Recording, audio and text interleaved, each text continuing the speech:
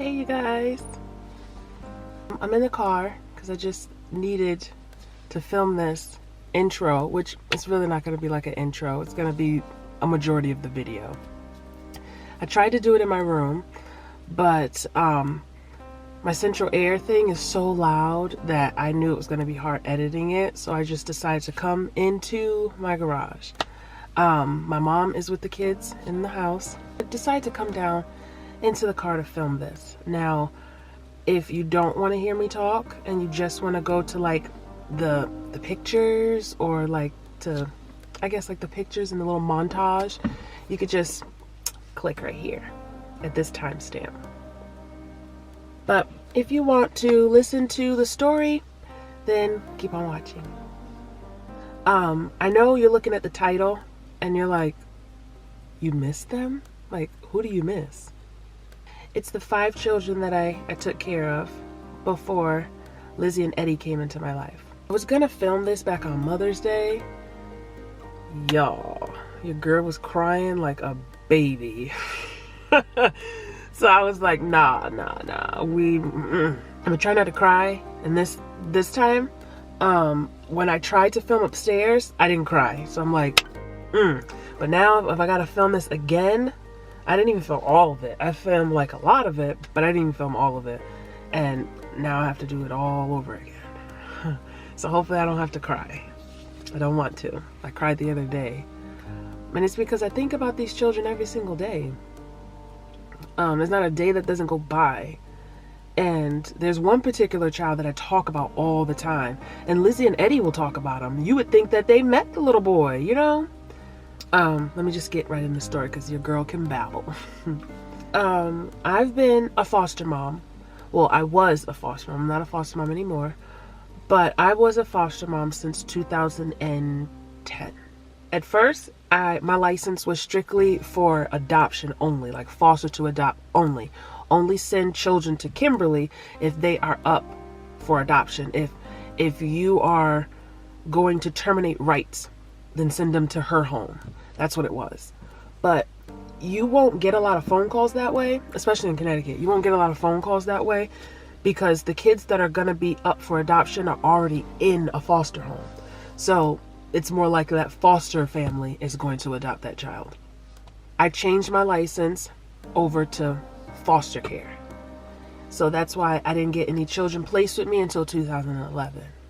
The first placement that I got was 2 little girls. And that was back on July 7th, 2011. One little girl was 2 months old, and the other little girl was 2 years old. And they were sisters, and they came in the middle of the night. They came as like, come as you are. They came as they were. They had like dirty, holy pajamas, no shoes. The baby came with a soiled pamper, and the little girl had a pamper on as well, and hers was a little soiled. They were supposed to come when it was still daylight outside. And I kept calling, like, are you guys on your way? Are you on your way? I need to know if I need to get anything. And they're like, no, you're okay. You don't need anything. So they show up around like 10 something at night. And I looked at them. I said, okay, where's their bags? You know? And they said, oh, we weren't able to get bags. We had to go in there real quick and grab the children and run out, basically. And I was like, so I don't have Pampers? I don't have an extra outfit for them when they wake up? Like, what are they going to wear? So I had to Google what was the closest 24-hour store. And, you know, Walmart is known to be 24 hours. In certain towns, every Walmart's not 24 hours. But I found one. And it was like almost 50 minutes away from my home. So I told my mom, I said, can you watch them while I run to Walmart? They were both asleep when they arrived. I didn't know what shoe size the 2-year-old wore. So I put her foot up to me. She was still asleep. And I put her foot up to me and I marked my hand to see how big her feet were. And I went to the store and I held up shoes. Like, nope, that's too small. That's too big. And I said, oh, this is just right. So I got her some sandals because it was in the middle of summer. I got her an outfit, got her some little things for her hair, got the 2-month-old some clothes. I was like, I'm just going to go with how old they are. She's 2, so I'm going to give her 2T, you know, like that. It fit her just right. And then I got the little one some clothes as well. and came back home. And then the next day, the 2-year-old woke up. Now, within the middle of the night, the 2-month-old, she was waking up on and off, like changing her and feeding her, stuff like that. But they did come. I take it back that they came with nothing. They did stop off at like Walgreens or something and got the baby a little can of formula and a bottle. So they did come with that. And then the next morning, the 2-year-old woke up. Now imagine waking up in a stranger's home. The last time you were awake, you were at home. And then you wake up, you're in someone else's home. You don't know what happened. You don't know if you were kidnapped. You just wake up in another home. Being removed from your home in a DCF, CPS type of situation is very traumatizing to a child. And when she woke up, she held onto this little puppy stuffed animal that I had. I placed it right near her. So when she woke up, she had something to hold. I didn't know if she has night terrors. I didn't know if she was going to wake up in the middle of the night. So I didn't know. So I put something near her. And she woke up and she held it tight. And she was up against the headboard, just looking like this. Like, where am I? And I came into the room real quietly and I said, hi. So what's your name? I already knew her name, but I just wanted to ask her. And then she told me what her name was. And I told her my name. I said, my name's Kim. And then I said, do you want to watch TV? And she said, yeah. So I put on like morning cartoons in the TV in the room. And then I walked out of the room and went back to the living room. Then I went back in there to see her because she was so quiet. You know, when a kid quiet, they're doing something wrong, you know. But she wasn't doing anything bad. She stayed in that bed. She didn't even get out of the bed to play with the toys that were in there. She just stayed there. And then I said, you want to come out here with me and watch TV in the living room? And she was like, yeah. So she came out real quietly. I said, it's okay. So she came out and she saw her sister in the living room with me. And she screamed, that's my sister! That's my sister! That's my baby. That's my sister. Do you know that's my sister? That's my sister. And then she wouldn't stop talking. And another thing that I could see is traumatizing for a child is, you know, like when, especially a little girl, you know, like as your children are getting older and they're learning their body parts, their eyes, their nose, their ears, their mouth, you start to teach them their private parts. And you teach them, you say, nobody touches your private parts. Those are private. Only mommy and daddy can see them. You don't let anybody touch them. So imagine you being 2. And I think she was going to turn 3 in like a couple weeks or like a few days. I think it was a week after she left. She was turning 3. So she was on the cusp of 3. So you could basically call her 3. And so imagine being taken from your home. And I know it was traumatizing. It must have been a debacle. Is that a good word? Is that a word? A brawl. It must have been bumping up in that home that they had to take her so fast. They said the police had to go there and 2 social workers had to go there. And they had to take the kids and they couldn't grab anything else. So imagine it being so rough in a home and you're being taken. The police come in, the police take you out, hand you to 2 social workers. You put in a car, you fall asleep. You wake up, you're in a stranger's home. That stranger has to feed you. That stranger has to see you naked, have to bathe you now. Now, remember, mom and dad tell you these are your parts. You don't let nobody see your parts. And now a stranger has to see your parts. I know you're like, Kim, you're taking it too far. You're taking it too far. Don't think like that. But I have to think like that. Imagine your child being taken away because you did something that you shouldn't have done. You did something very irresponsible. And your child was taken away from you. And now you don't know where your child is. And you're like, is somebody going to touch my child? Is somebody going to beat my child? Is somebody going to love my child? So it's like, it's so traumatizing for a little kid. And so I was so soft and gentle talking to her. And I didn't want to like force too much attention on her. Like, you got to talk to me. Come play with me. You want to draw? You want to do this? You want to listen to a song? You want to dance? You want to sing? Like, I didn't want to do that. I just let her talk to me. She was a very good kid. You could tell she gets a little rambunctious at a certain time of the day, but overall she was very good. And so after we woke up, I fed her breakfast, and then we went out. I told my mom to go with me to the store. We went to this little like children boutique store. It's called Once Upon a Child. It's in Connecticut. I don't know if it's in every state. But we went there, and I was going to spoil the heck out of those 2 girls. We were going up and down the aisle. I had stacks of clothes. Like I had, the little girl was in the stroller, and you know, you put the hood over the stroller, and I was just piling clothes on top of the hood of the stroller. And then the baby was in a baby carrier on me. And so I was just shopping. And then my phone rung. In Connecticut, the area codes is 203 and 860. So, you know, you got the area code, but then DCF has the same prefix number. The 3 numbers right after the area code.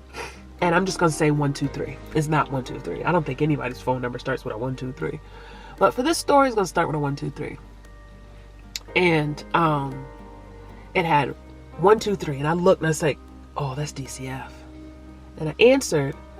And I didn't know what it was about because I didn't know if they were calling me to tell me they were going to give me the credit card, because in Connecticut, when a child first is placed with you, you get a $150 like gift card. It's like a Visa credit card type of thing, and it's like to get the essentials.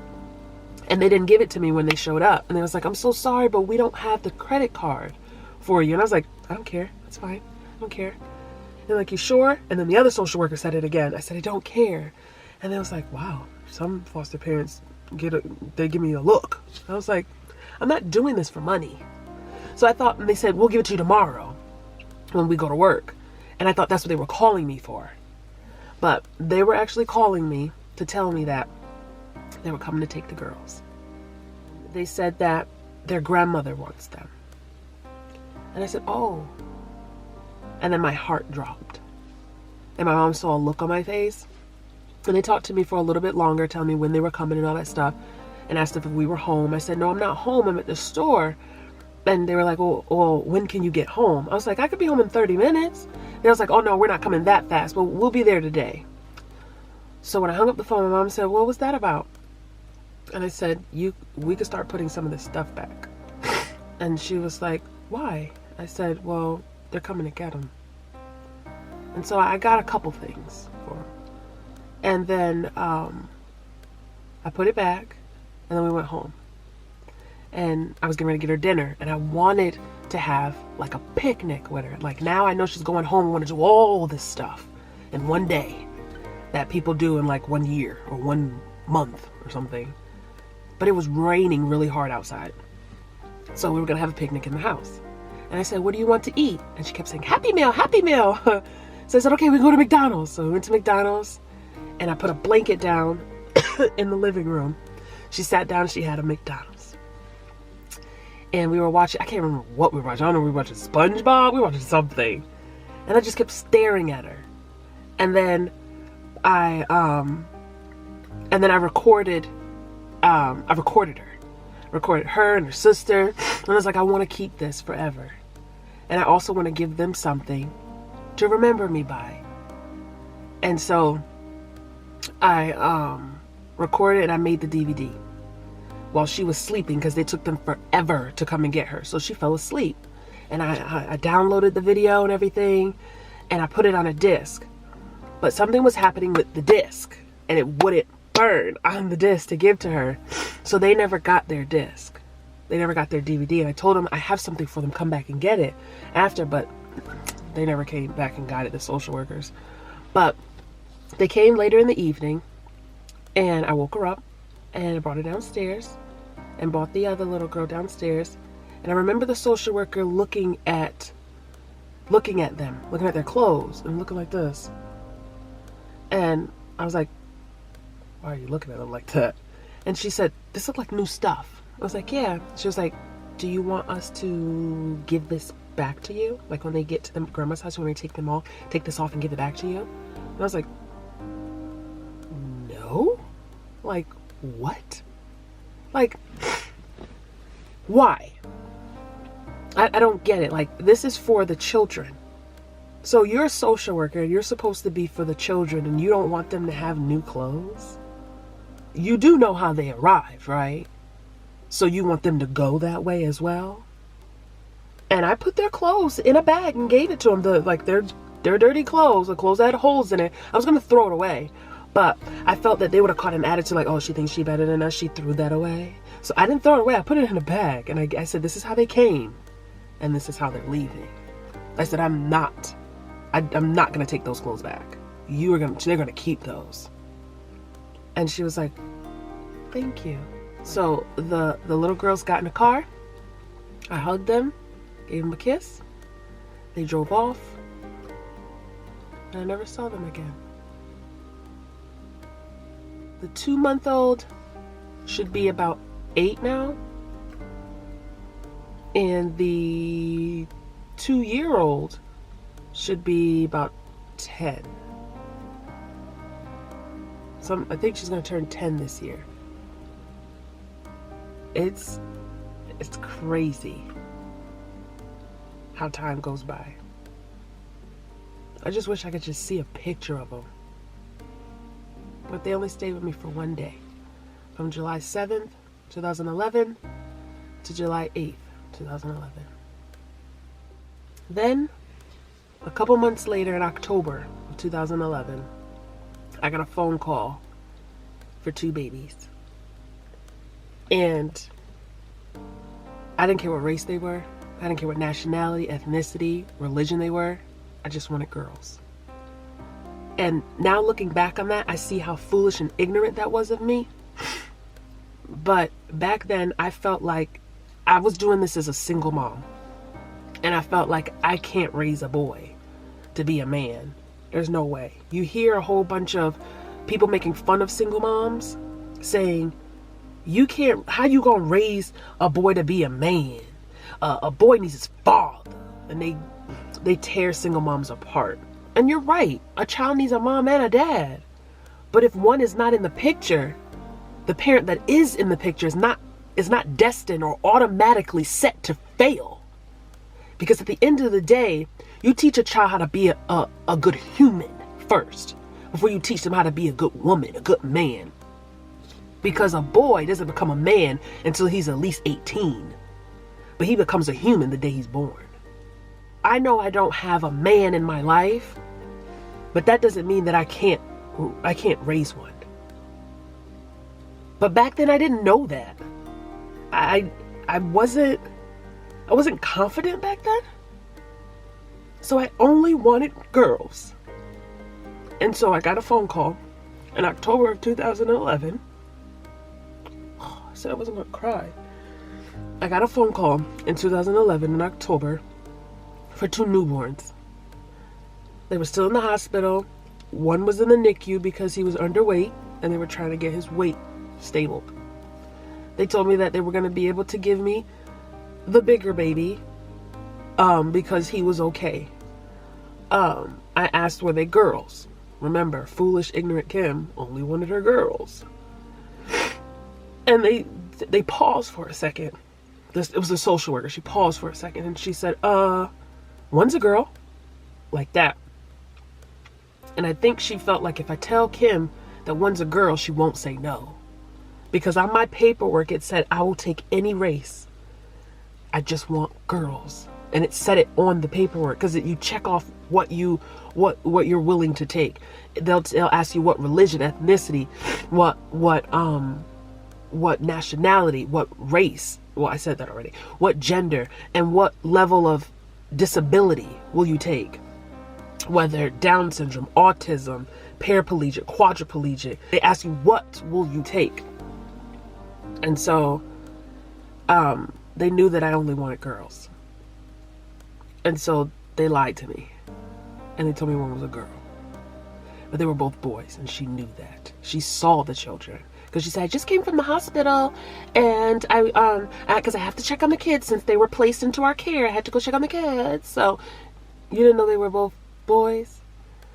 But I had a feeling I was being lied to, though. Because the way she paused. Once you get accustomed to DCF, you know their pauses. You know how they will speak to you. You just know. You just know. And so, I said, yeah, I'll take them. But they said they're not going to come to you today. So they said, call me on Thursday. And I was like, okay. And first they said, we'll call you on Thursday, but if we don't call you, you call us. And so I said, okay. So on Thursday they didn't call. So I called them. And she was like, oh no, they're not ready to come. The little one is still in the NICU, and now the other one is in the NICU now. because his weight is dropping. But they are coming to you. Don't worry, they're coming to you because they're not going back home with mom. So fast forward to October 19th, 2011. They come. I have to go and pick them up. When I go there, I see that they're both boys, but they are the most beautiful boys.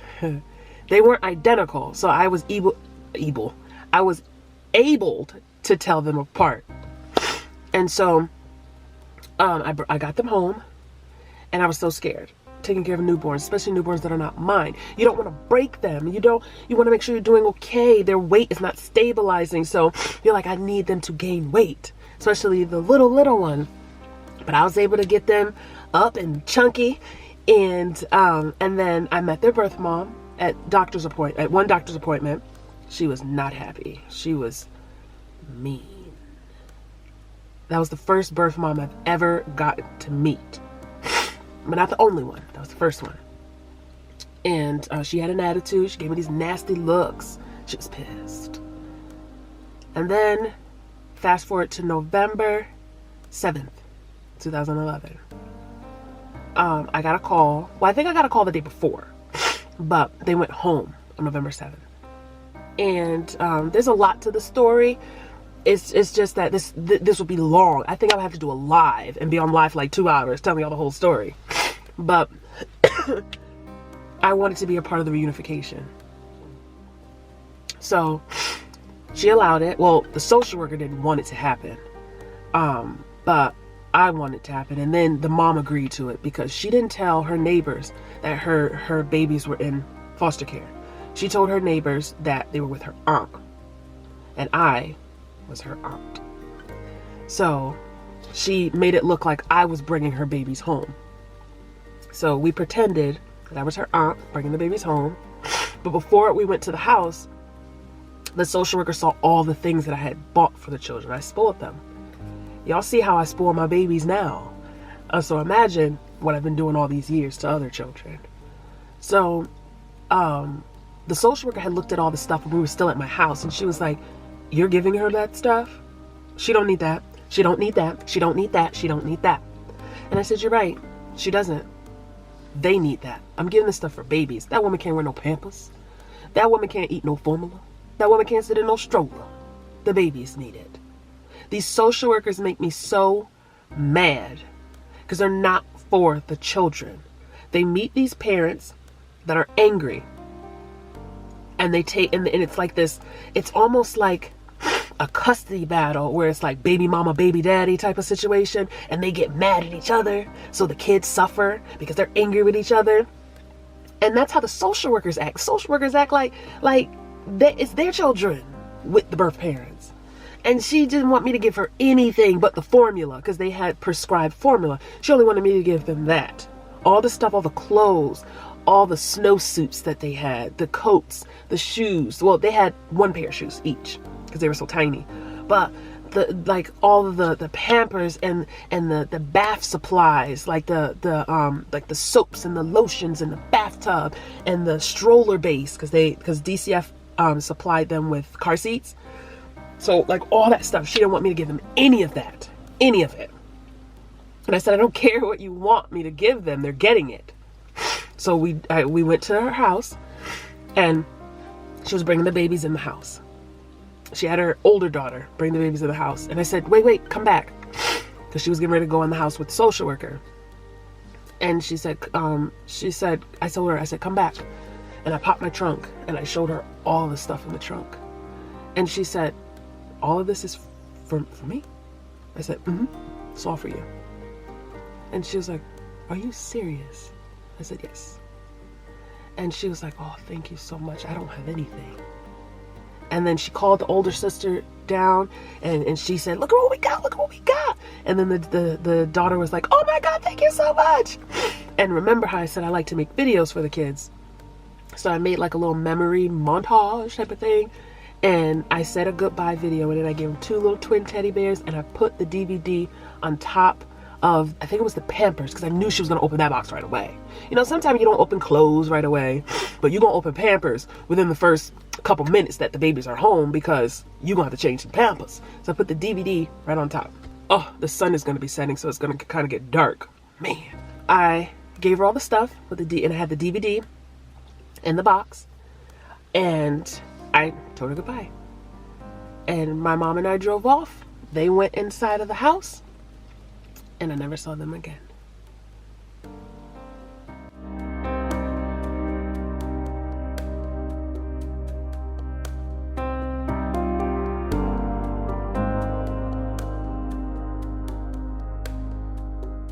Fast forward a couple months later, I get a phone call for another little boy. First, they just said, I have 11-month-old baby for you. And this was in January of 2012. I think it was like January 12th, 2012. And I got a phone call for an 11-month-old baby. And here I am again, wanting to know if it's a girl.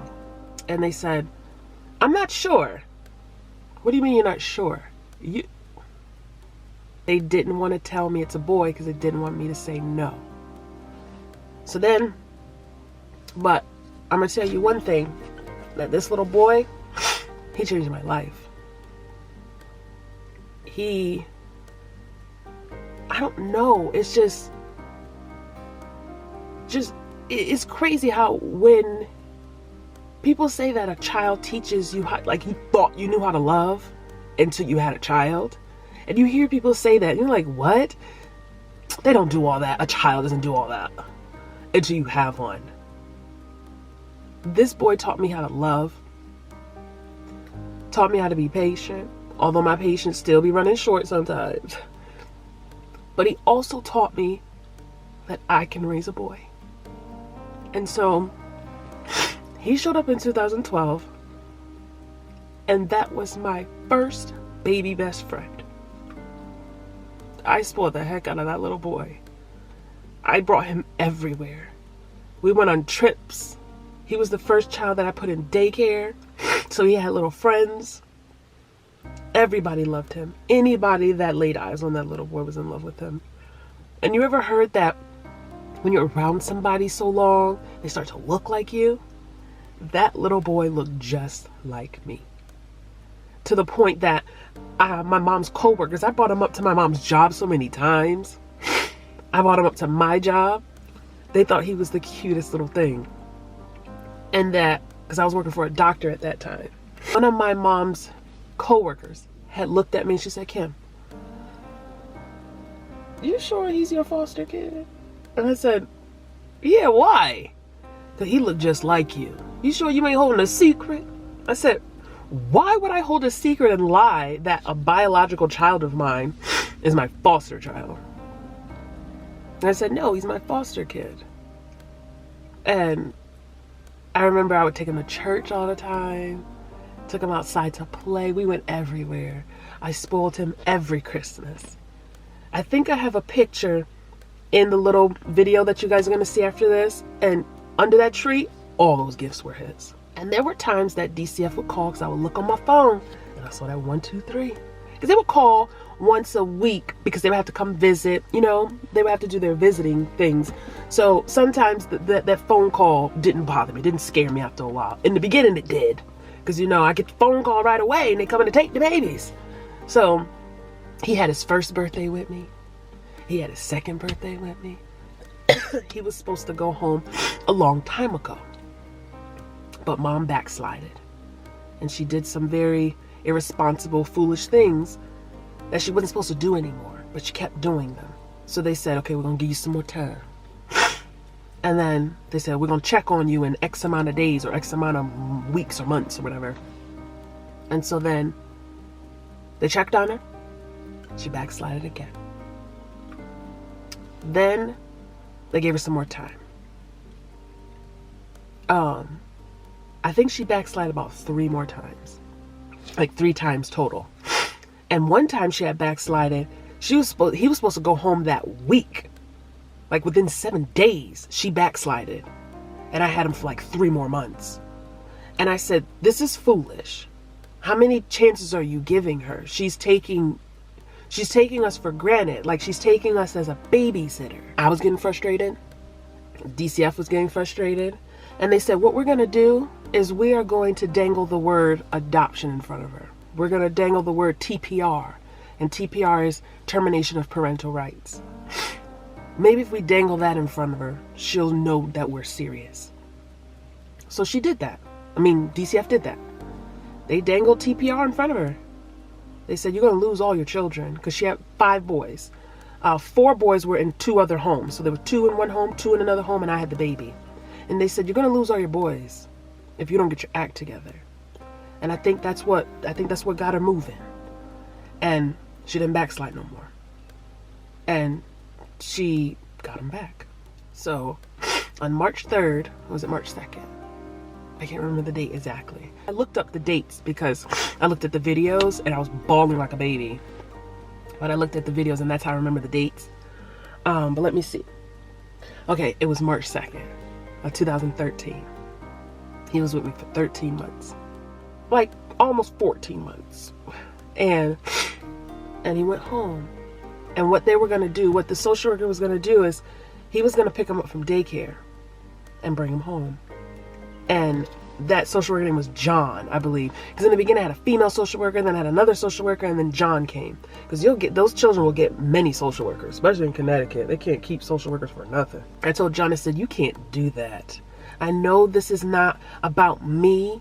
I know this is not, we're supposed to be in this for fostering the children and they don't belong to us until they're given to us permanently.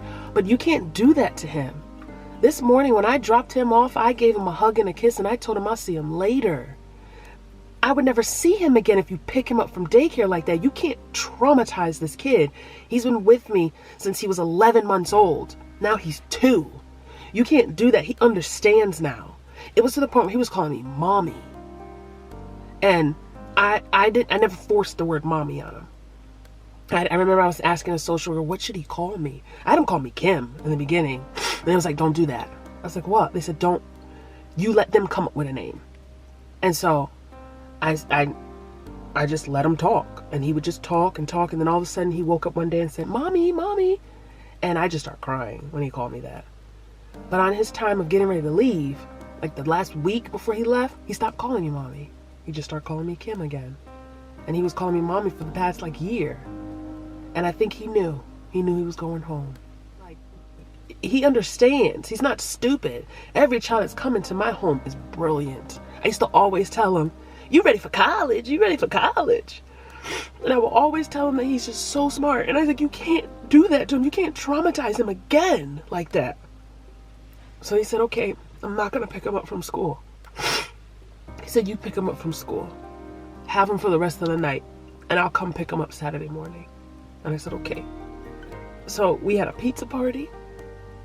We watched movies because he was my movie buddy. I can't get Lizzie and Eddie to stay still and watch a movie for nothing. For real. But he was my movie buddy. He was the first child that made my mom a Nana. He's the one who gave her that name. He would go, Nana, Nana. And my mom fell apart when he left. Everybody loved that little boy. He was family. Like, my aunts and uncles, cousins loved him. My aunt, she used to live down the street from us, and she came down the street. She said, I have to say goodbye to this little boy. I can't, like, not see him anymore. And so John came and picked him up the next morning. And first, while he was still asleep, I made the video. I was making the video for like months, like pictures and stuff like that. But I did the goodbye part of the video that morning before he woke up. And I was just bawling. And then I woke him up. I gave him his little SpongeBob. He used to call him Stun Dun. He couldn't say SpongeBob. You know how, like, my son now, Eddie, he's addicted to Mickey Mouse? Well, this little one, I used to call him Booba. Booba was addicted to SpongeBob, aka Stun Dun. And he, I gave him his little SpongeBob and we walked downstairs. And I put all of his stuff on the porch. And I told the social worker, I was like, you have to have your trunk clear. because he's going to be leaving with a lot. Those other babies that I only had for 3 weeks, they left with a trunk full of stuff. This little boy left with a trunk and back seat full of stuff, and front seat, because we had to fill the back seat, the trunk, and the passenger seat in the front with stuff. You would thought that I was sending him off to college. Like I was always saying, I was like, you're so smart, you ready for college? And he came with junk in his trunk. And I said, no. He was like, I'll come back for the rest of that stuff. I'll come back. And I looked at him and said, no, you won't. 2 other social workers with the first 2 placements that I had looked at me like, why are you giving them? Why are you sending these children home with things? I know that's in your mind too. It's in your mind. You're not coming back for this stuff. Don't play me. I said, I could be a part of the unification. And he was like, no, we're not going to do that. I don't think that would be a good idea. And I was like, why? He was like, I just don't think it'll be a good idea. And I think it was because she was noticing that Booba was calling me mommy. And I think that she probably thought that it was going to be traumatizing or loud or him crying for me. So she didn't want me there. So I wasn't part of it. But I put the DVD in the box for Booba. And I put a letter in there for the mom. And I said, if you ever need anything, give me a call. I gave her my address and my telephone number. I said, I'm here for you anytime. Just call me. So he got in the car. I gave him a hug. And I said, I love you so much, Booba. And I said, I'll see you. And I stopped. And I said, you take care. I love you so much. And he kind of just gave this look like kind of upset. You know, like when a kid has like a quiet tantrum, kind of like they're aggravated. Like when you tell them they gotta get ready to take a nap and they just give you that look. He kind of gave me that look. And I guess he noticed that he's leaving. But it was almost like, you're getting rid of me. You don't want me. Like I felt like that. I don't know what his birth mom was telling him. So he got in the car with John and they drove off, and I never saw him again. And then I had to keep my mind busy. But then at night, when I have nobody to give a bath to, nobody to put to bed, I just start crying. And my mom was bawling. I called my social worker like the next day or 2 days later or something like that. And I told her, I said, this is Kim. She's like, hey, Kim. She's like, I heard that Booba is gone. I was like, yeah, but I need to talk to you. And she said, what? I said, can you suspend my license? And she was like, well, you don't want us to do that. I said, yes, I do. And she said, no, suspension is not a good word, because if we suspend the license, you're never going to get a call again. I said, well, whatever little technical word you call it, I need you to do it. I can't do this anymore. Not right now. I was like, this hurts. This hurts bad. And I didn't think it was going to hurt like this. Because you just feel like it's like you try to tell yourself you're babysitting. Like, I'm just taking care of the kid while the parents is out of town. I'm just a nanny. I'm just watching this kid. Like, you don't distance yourself like, you're not mine, I'm not gonna get attached. It's not like that, but it's like, it's not like you're not gonna get attached. You're gonna get attached, but you kind of talk yourself into not seeing a future with them. You know, like when you look at your baby, like you just gave birth to a child, and you start to think about their first words, their first walk. You got to start preparing for college. You can't wait for them to say their first word. You can't wait for them to start walking. Who is he going to look like? Is he still going to look like this when he's little? Is he going to look a little different? You know, you start looking about future. You start stuff like that. When you're a foster parent, you try to tell yourself, don't do that. Think about it one day at a time. Just take today. Don't look at the future. Don't do that. You're going to burn yourself. You are going to get burnt. Don't do that. Don't do that. And you kind of talk yourself into that. But then it's like, that's not human. You're automatically going to think like that. And it's all right to think like that. But be prepared to cry when they leave. And it's like, if you don't cry, you're not human. Because it's going to hurt. And especially if you're not allowed to see them again. And those mothers saw how attached those children were to me. Even the babies would stop crying. Like the 2 newborns, even they would stop crying when I picked them up. She would hold them and they would cry and go like this when I saw them in the, the doctor's appointment when the mom was there with us. And they would go like this and start whining, and then she would hand them to me and they shut up. She saw like, how dare these newborns, or how, not these newborns, but how dare this woman be able to quiet my children that I carried for X amount of months. I think they were born a little bit early, maybe like a month early, whatever. And then how dare my 2-year-old call this other woman mommy? So it's like I got cut out, and it hurt so bad. And to this day, I still think about them and I still cry. I talk about Booba all the time.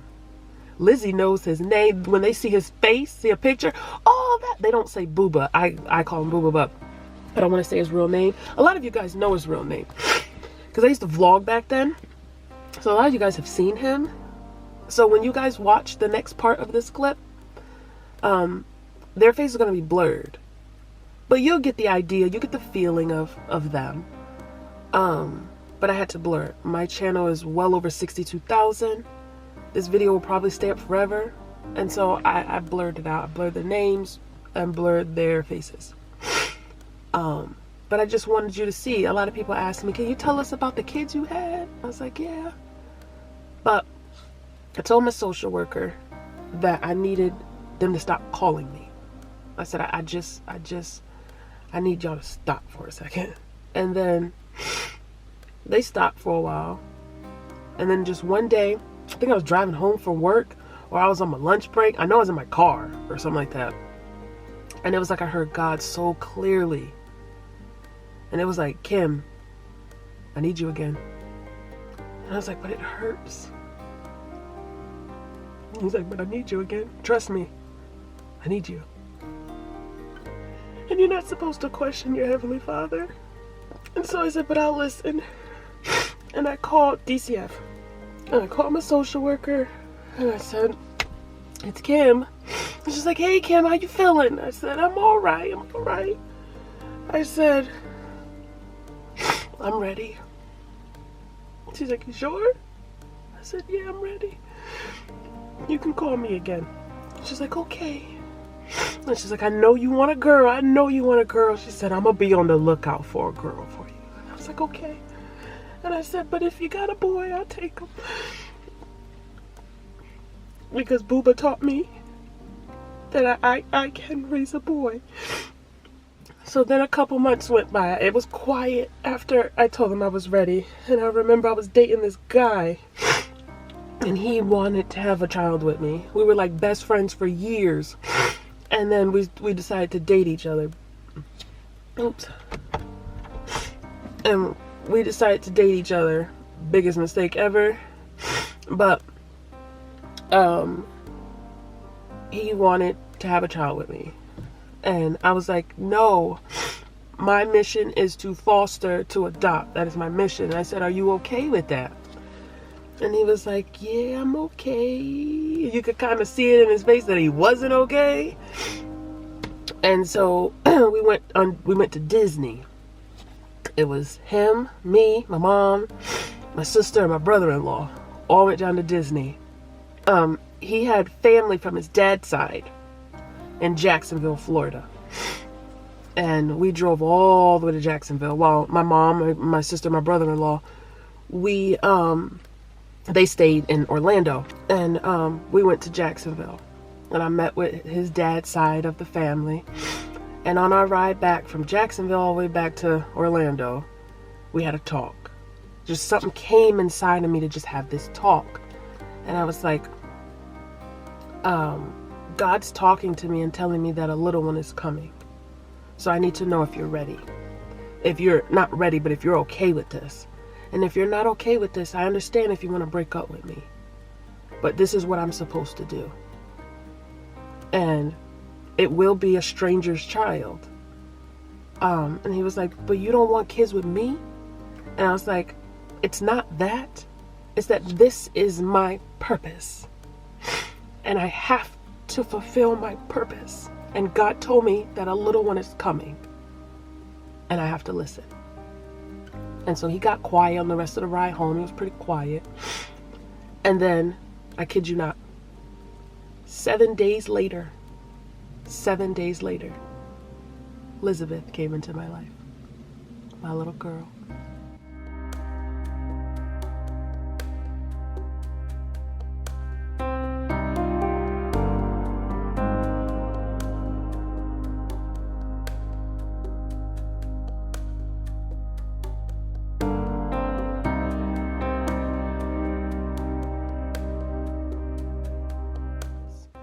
And I know I've been babbling and clabbling and labbling for the longest time.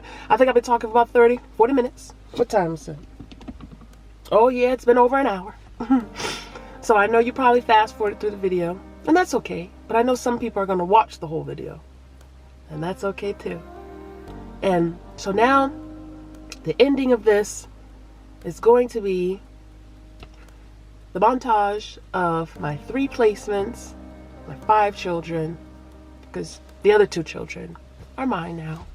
So the 5 children that were in foster care and that went back home, I've never seen again. And they're now between the ages of 8 and 10. And I'll see you guys in the next one. Bye.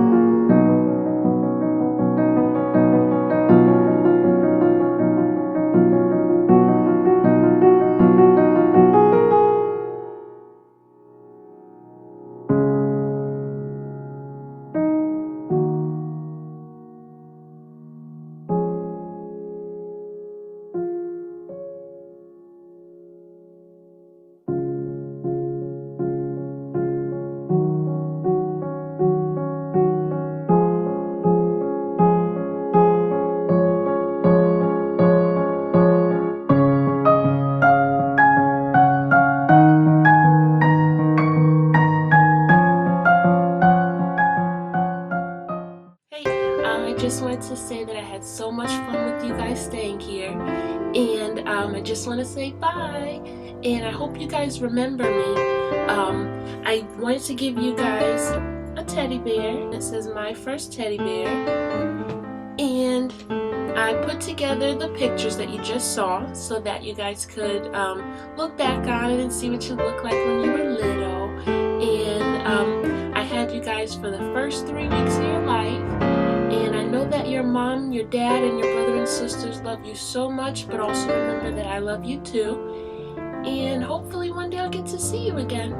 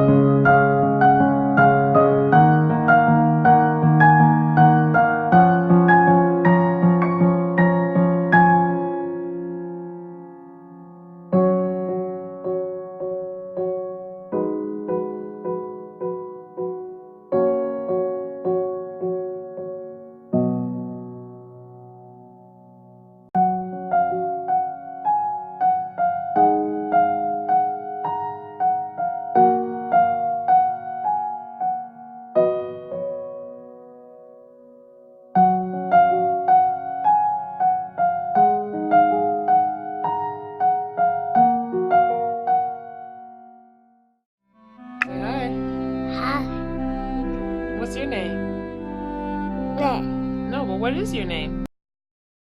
Job. Yeah, you said your real name and your nickname. Good job. Are you my friend? You are? Booba. I love you. Love you too. Love you too. Love you too.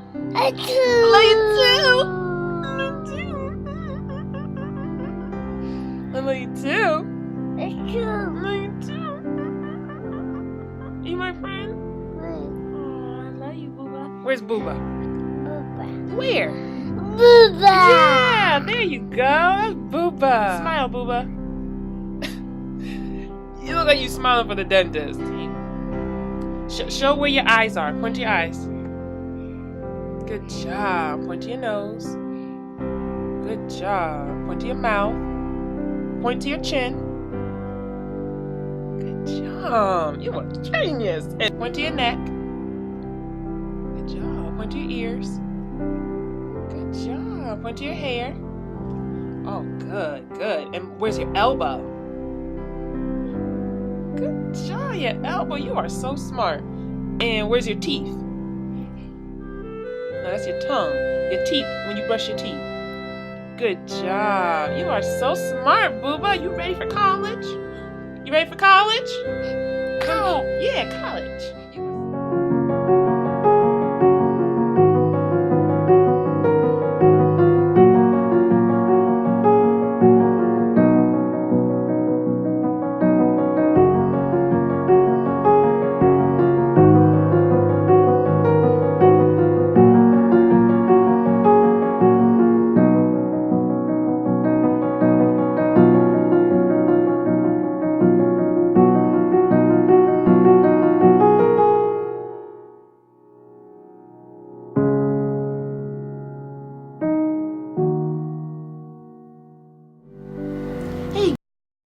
It's me, Kim. Remember me? Well, I just want to say that I had an awesome time being your friend for the last 13 months. And now it's time for you to go back home with your mommy and your brothers. I hope you have a wonderful time growing up with your family. And just remember me and Nana. And remember Christine and Ryan and all of your friends at school and TT Dell and Pop Pop and La Cienega and Sarah and Elisa. And just remember that we're always going to be thinking about you and that we all love you. And remember, 8:30. What time is that? 8:30 is time to go to bed and no crying. So, and just remember to always say please and thank you.